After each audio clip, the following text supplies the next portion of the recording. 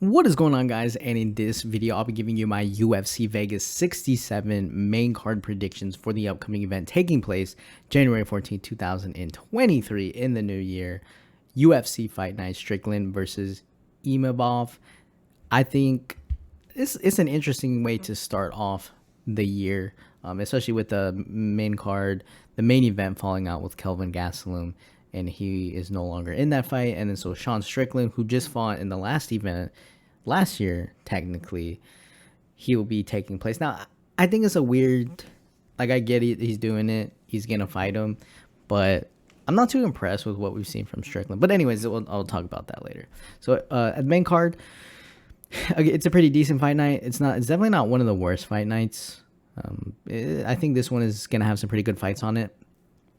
I'm not really a fan though of like the constant fight nights, just because I don't think they're able to build the cards up as much as the pay-per-views or some of the exciting fight nights.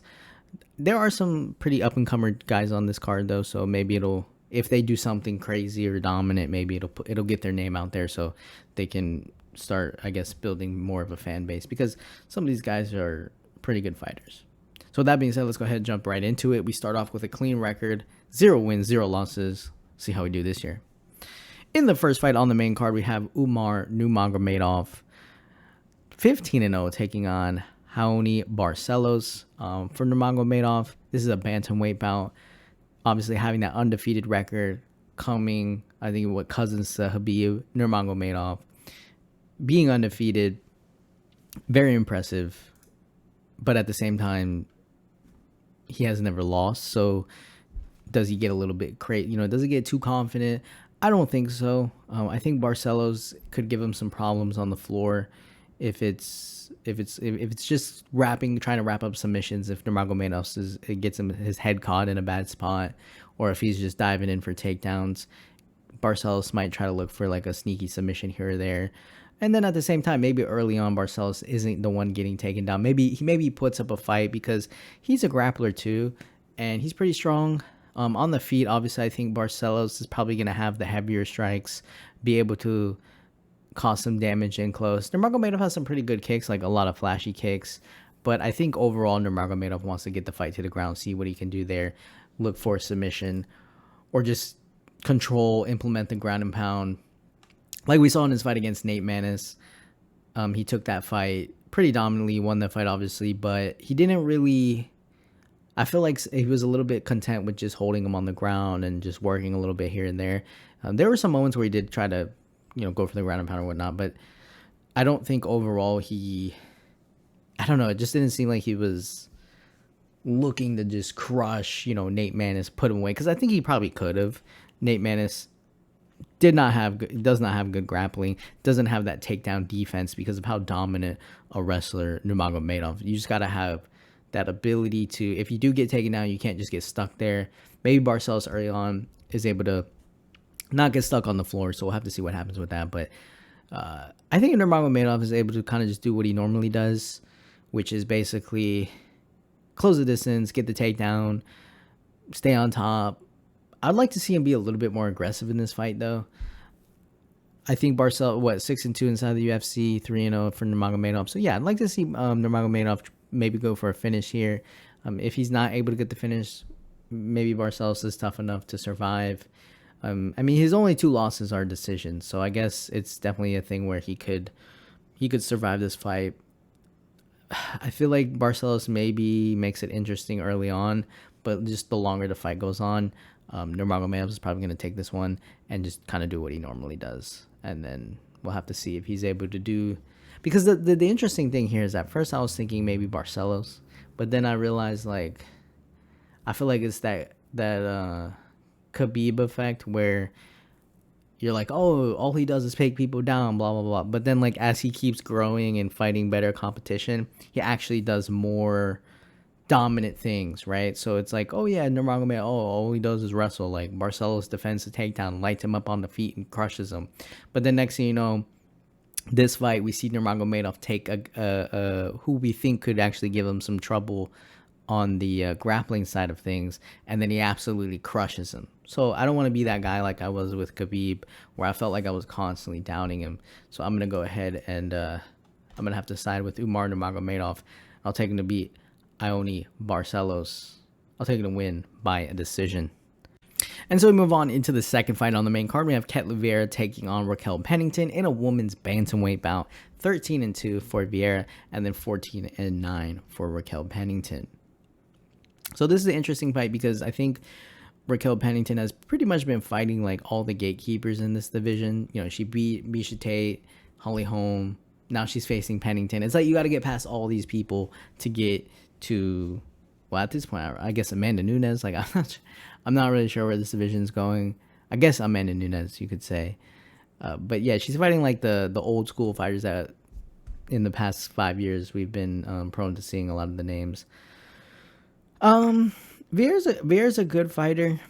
She's definitely heavy-handed and close, not someone you want to just stand in front and start trading shots with, although Pennington probably does her best work in close, in that dirty boxing range, up against the fence in the clinch. But at the same time, I'm not sure if she'll be able to, because Vieira can wrestle too. Like, I think Vieira is pretty strong, and so I'm not sure if Pennington's going to want to do that early on. But at the same time, maybe Pennington tries to kind of drag on her, get in the clinch, use that boxing and close, and kind of just weigh on her a little bit, see if she can drain her energy, and then maybe pull away in the fight or pull off like a split decision or something like that. Because I don't think Pennington's going to, I mean, unless she hurts Vieira really bad somewhere in there, I don't really see Pennington like winning anything other than a decision.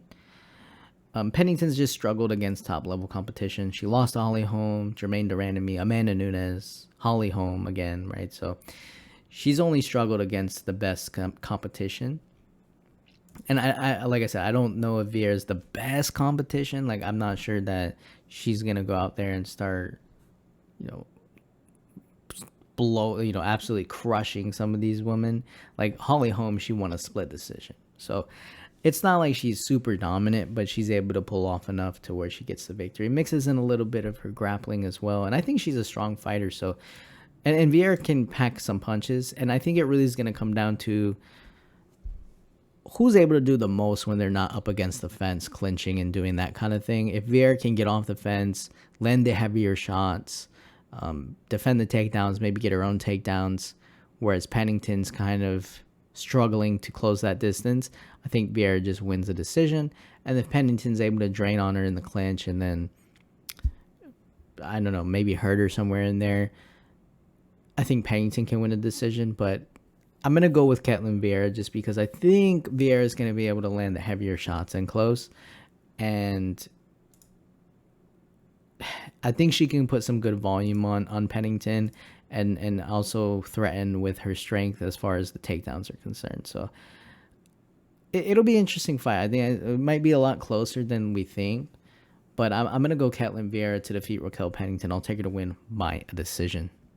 In the third fight on the main card, we have Punahele Soriano, 9-2, taking on Roman Kopylov, 9-2 as well, in a middleweight bout. So for Soriano, this is a fight where I really think he's going to just crush Kopylov. I think Kopylov is more of a fighter where he's going to try to bank on taking the fight a little bit deeper and just draining his opponent, getting into a wild exchange over the course of the 3 rounds, getting into a brawl kind of thing, and then just trying to gas you out, get you into that war. And I think obviously if Kopylov's able to do that, I think Soriano could lose the fight. But my thing is like Soriano, like early on when he's fresh, I mean, when you look at how he finished in his last fight against Lun Gimbula, where he won KO TKO in round number 2. I mean, he came just shooting out in that second round and just absolutely crushed him with the speed and the power. So that to me is enough to think he can do the same thing to Kopylov. Because I don't think Kopylov,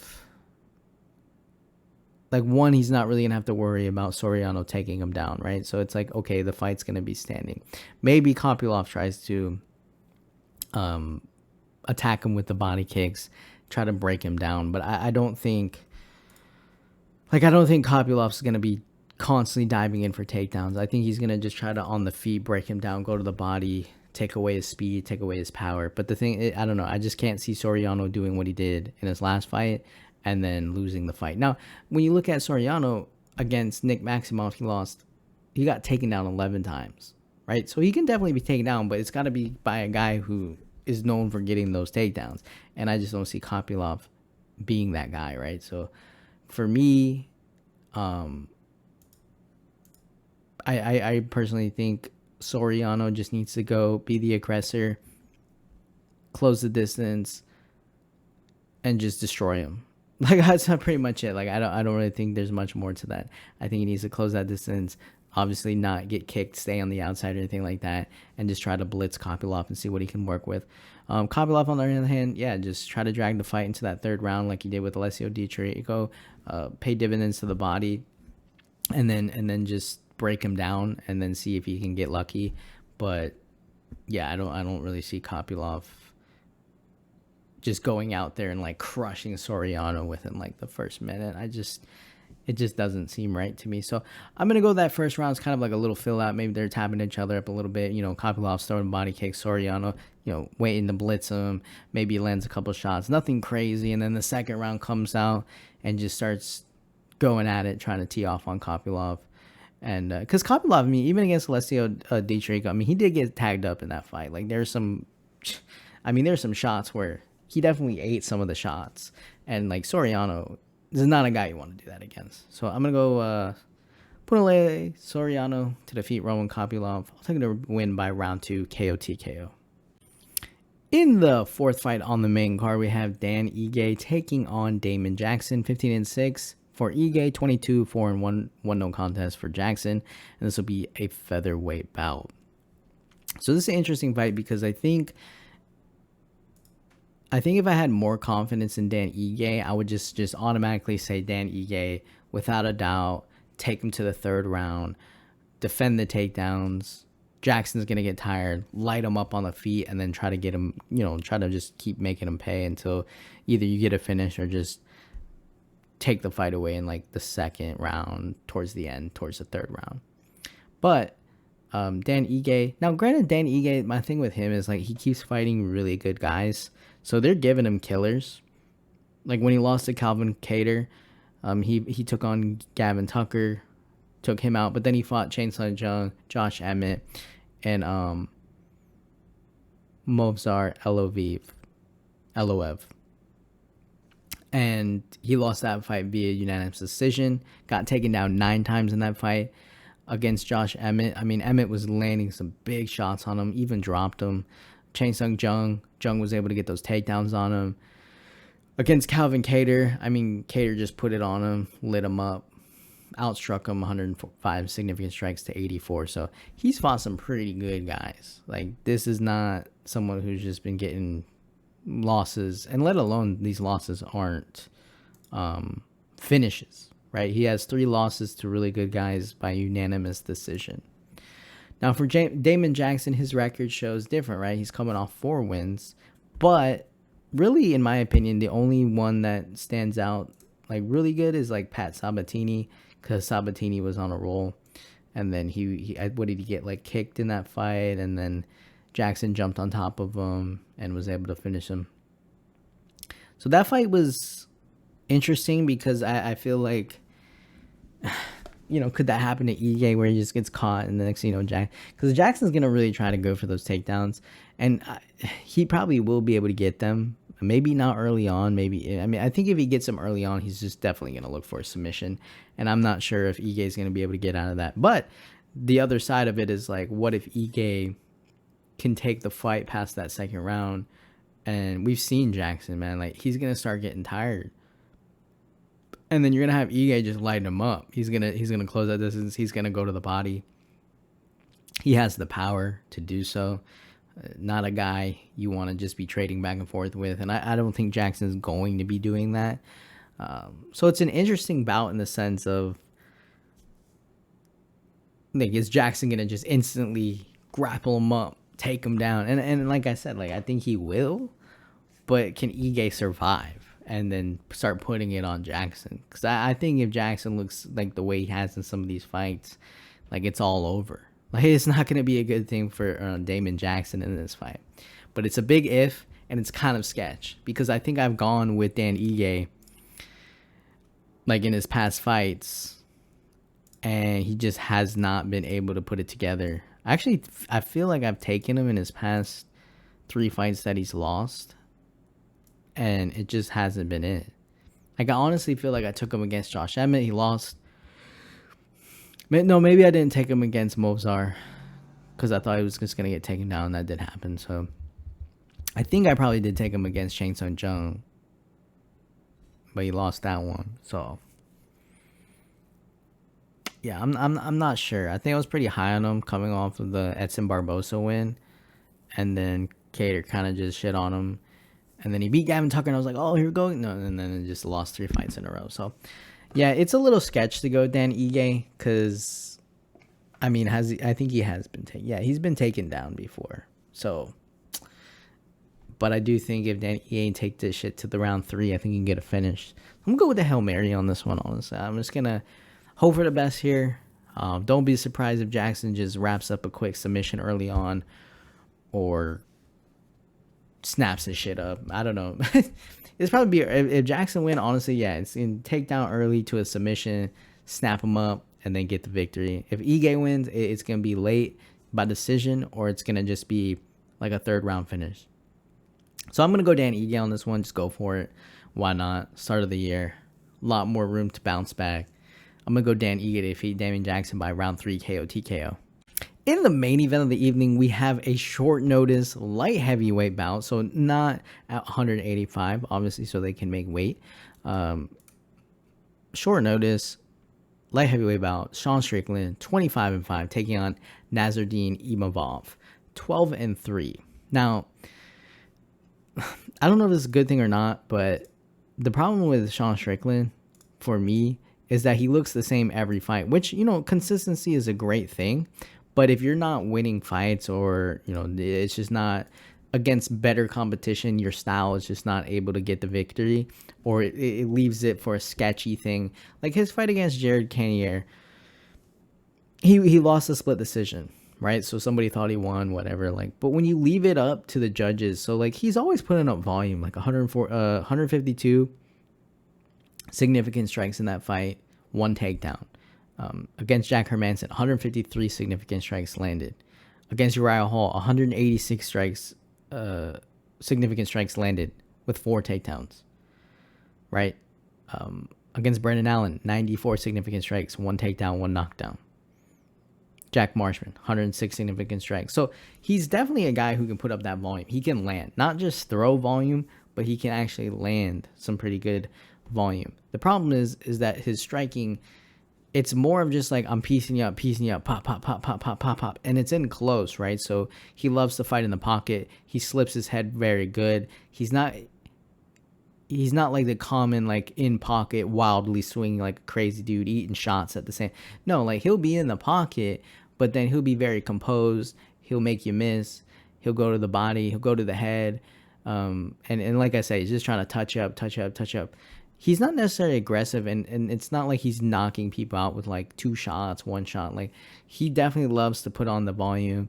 He has the cardio to do so. That's pretty good. But I think against, you know, as we've seen against like Alex Pereira, who he'll get in close too, but he's gonna drop bombs on your head. It's not a guy that you want to just be in the pocket with, especially if you can't slip his shots. Against Jared Cannonier, I mean, why did he let it go to a decision? Like, he should have been straight. And credit to Jared Cannonier too. Like, Cannonier was landing some pretty good shots in that fight as well. So it's not like to just say like, oh, I think it should have gone the other way. Like, at the end of the day, both of those guys fight like that, where, like, if they just did a little bit more or went for it just a little bit more, maybe one of them could get a finish kind of thing. But instead, they kind of just let the fight. So, of course, when they fight each other, it goes to split decision for one of them, right? Because that's just how they fight.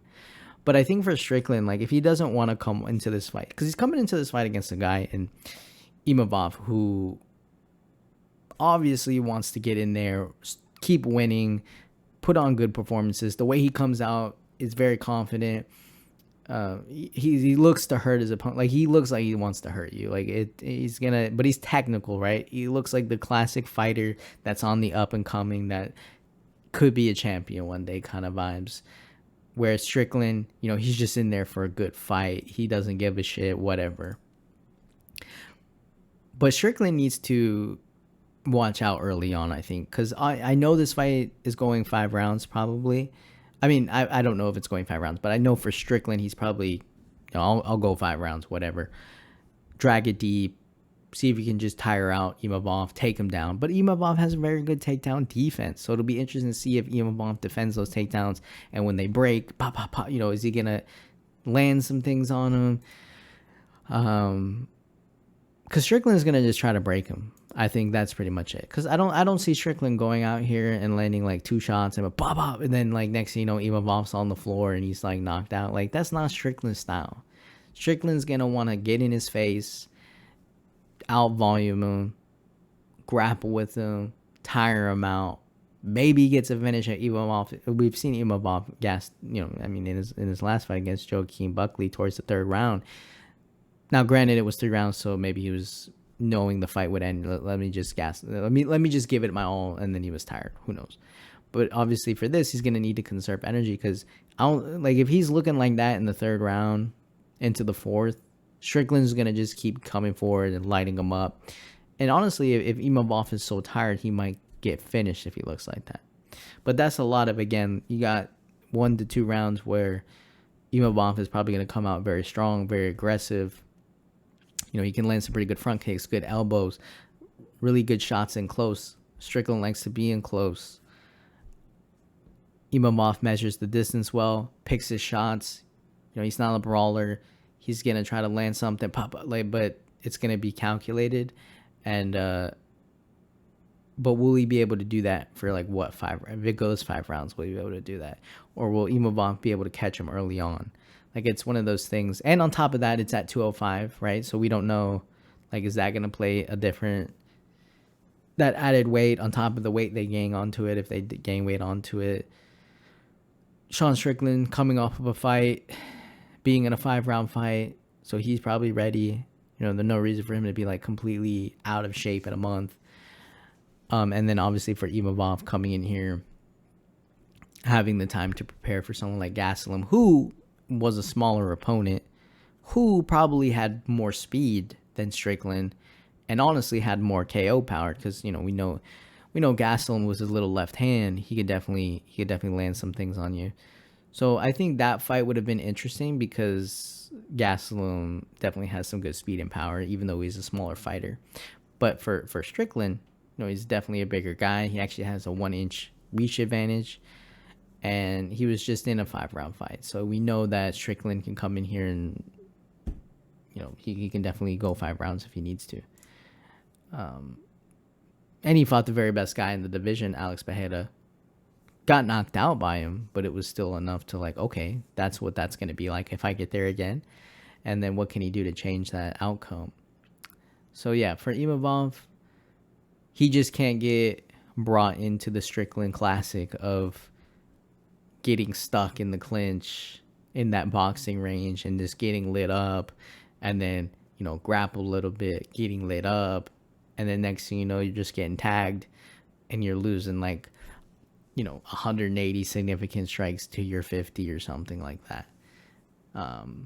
So you gotta find a way to disrupt that whole process, which I think for Strickland, it's to come out, for Imavov, it's to come out against Strickland very aggressive and try to drop bombs on his head and get him out of there. I don't think Imavov wins the decision. I think Imavov needs to get him out of there in the 1st or 2nd round. And because of short notice, honestly, who the hell knows what's gonna happen? It's they're fighting at 205, so the power different. Who knows? Maybe Strickland's knocking people out at 205. Honestly, who knows if he's injured? He's just taking the fight. Or what shape he's in, I had the flu last week, right? Oops, that's why I lost, or who knows, right? Honestly, you don't know.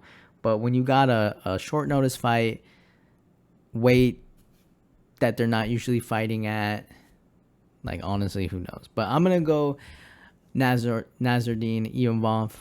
I'm gonna take him to win this fight. I'm not. I think Strickland could be a gatekeeper, but we'll have to see. I feel like this is his gatekeep fight, right? Trying to stop a contender. Now, granted, it wasn't even supposed to be like that because, you know, it's a short notice fight. He just stepped up and took it. But I think if he loses here, Strickland is going to start becoming basically a gatekeeper. So I'm going to go Nassourdine Imavov. You know, I'm going to take him to go out here, get the victory, take him to win by round 2, KO TKO. And so that'll do it, guys, for my UFC Vegas 67 main card predictions for the upcoming event taking place this Saturday, January 14, 2023. UFC Fight Night, Strickland versus Imavov. Looking forward to it. Looking forward to watching some UFC. Had a little break. Always enjoy that. But, you know, got to get back to it. Start the year off fresh. 0-0. Hopefully, I'm at least 5 in whatever it may be. 6 or something like that. I don't know. Hopefully, I don't get absolutely crushed, but we'll see. Thank you guys for watching. Leave your comments down below. Tell me who you're picking. Are you going Sean Strickland? Are you going Nassourdine Imavov? Who are you going to go with?